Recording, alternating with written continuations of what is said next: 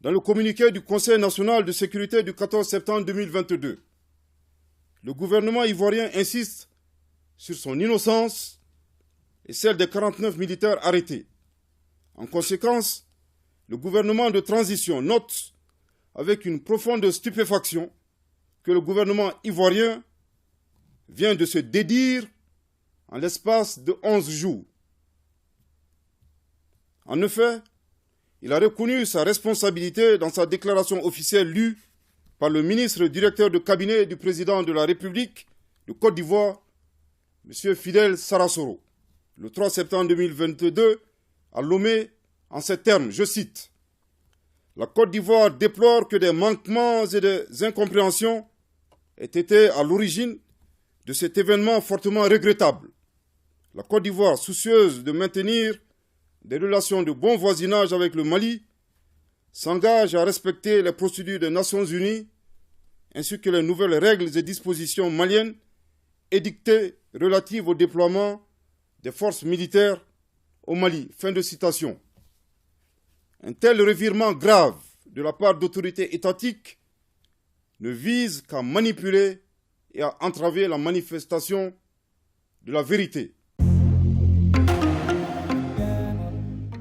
Au nom de nos plus hautes autorités, j'ai l'insigne honneur de délivrer le communiqué numéro 38 du gouvernement de transition, communiqué dont la teneur suit. Le gouvernement de la transition a suivi avec une très grande préoccupation et une profonde stupéfaction le communiqué du Conseil national de sécurité de la Côte d'Ivoire tenu le mercredi 14 septembre 2022 au sujet des 49 soldats ivoiriens arrêtés à l'aéroport international président Modibo Keïta Bamako Sénou le 10 juillet 2022 et contre lesquels la justice malienne a ouvert une procédure d'information judiciaire pour des faits graves touchant entre autres à la sécurité nationale et à la sûreté extérieure de l'État.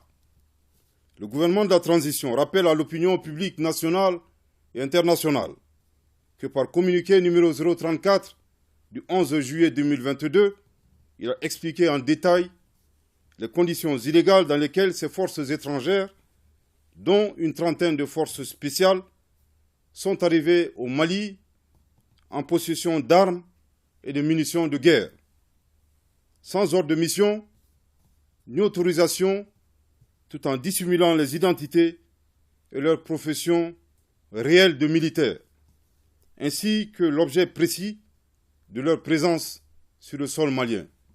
En outre, contrairement à la déclaration des autorités ivoiriennes, la MINUSMA, officiellement saisie du statut de ces militaires par le ministère des Affaires étrangères et de la coopération internationale, avait clairement indiqué dans sa note verbale référencée MINUSMA bar PROT bar NV bar 226 bar 2022 du 27 juillet 2022 que ces soldats ne faisaient pas partie des éléments nationaux de soutien. Par conséquent, aucune base légale ne saurait à présent justifier ni leur présence, encore moins leur mission au Mali. De même, le directeur en charge des questions africaines au ministère des Affaires étrangères et de la coopération internationale a reçu en audience le lundi 7 août 2022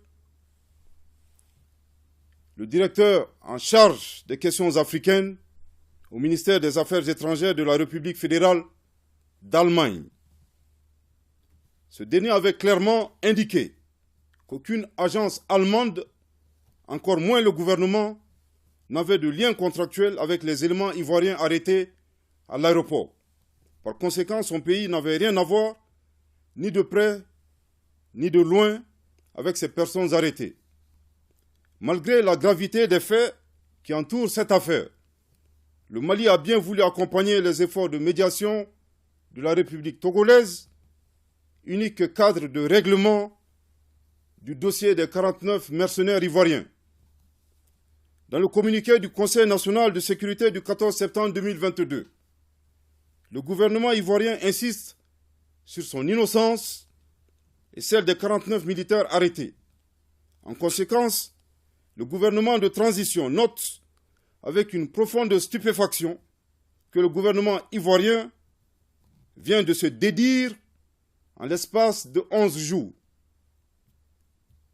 En effet, il a reconnu sa responsabilité dans sa déclaration officielle lue par le ministre directeur de cabinet du président de la République de Côte d'Ivoire, M. Fidel Sarasoro, le 3 septembre 2022, à Lomé, en ces termes, je cite, « La Côte d'Ivoire déplore que des manquements et des incompréhensions aient été à l'origine de cet événement fortement regrettable.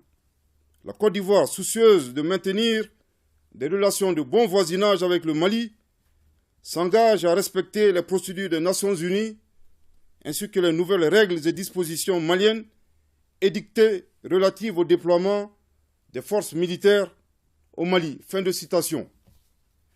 Un tel revirement grave de la part d'autorités étatiques ne vise qu'à manipuler et à entraver la manifestation de la vérité. Je répète, un tel revirement grave de la part d'autorités étatiques ne vise qu'à manipuler et à entraver la manifestation de la vérité. Je répète pour une dernière fois, un tel revirement grave de la part d'autorités étatiques ne vise qu'à manipuler et à entraver la manifestation de la vérité.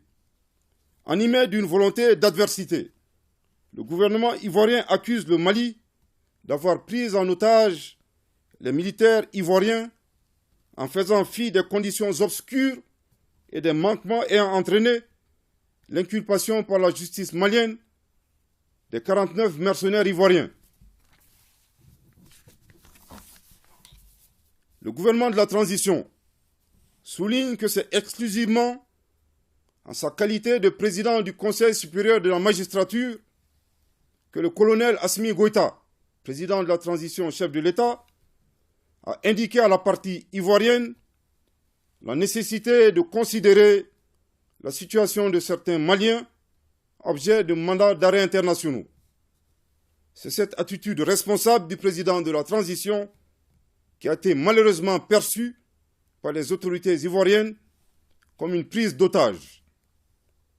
À la décision du gouvernement ivoirien d'avoir transformé un dossier judiciaire en une crise diplomatique et par conséquent de saisir la CEDEAO, le gouvernement de la transition souligne qu'il n'est nullement concerné par cette procédure devant l'instance communautaire.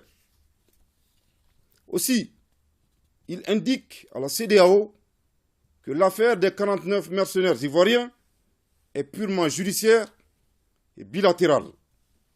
Il met en garde contre toute instrumentalisation de la CEDEAO par les autorités ivoiriennes pour se soustraire de leurs responsabilités vis-à-vis du Mali. Le gouvernement de la transition, tout en réitérant son attachement à la paix, à la sécurité et aux relations séculaires de bon voisinage, précise que pour le respect de sa souveraineté, sa sécurité nationale et aux intérêts vitaux de son peuple, il ne cédera à aucun chantage ou intimidation. Que Dieu bénisse le Mali et préserve les Maliens. Fait à Bamako, le 15 septembre 2022. Merci de votre très aimable attention.